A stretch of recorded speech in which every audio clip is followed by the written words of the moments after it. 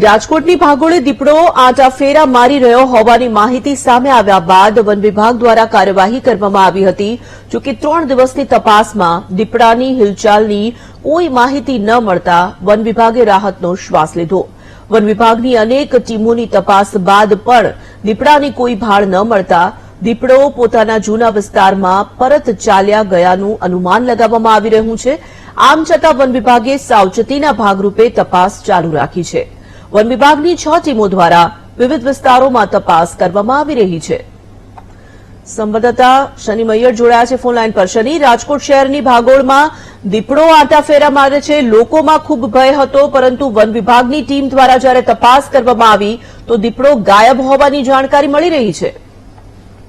જે રીતે વાત કરવામાં આવે તો તોરલ રાજકોટ શહેરની ભાગોળમાં છેલ્લા ઘણા સમયથી દીપડાનો આતંક ત્રાસ છે તે જોવા મળતો હતો. છેલ્લા 3 દિવસથી દીપડાની કોઈ સગવડ ન મળતા ફોરેસ્ટ વિભાગે રાહતનો શ્વાસ લીધો છે.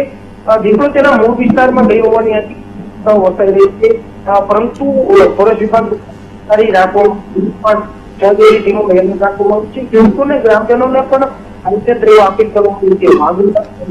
મુલકા યુનિવર્સિટી વિસ્તારમાં ખાસ તકેદારી રાખી પ્લોટ અને ન સુધરી દેવું હજુ જાહેર કર્યું ન જવાબ જે હજુ સુધી 3 દિવસમાં હલચલ છે તે દીપડાની જોવા મળી રહી, પરંતુ આ સમગ્ર બાબતને લઈને ક્યાંક હજુ સિટીમાં છે કે કઈ રીતે સમગ્ર તપાસ હાથ કરશે. જી ધન્યવાદ.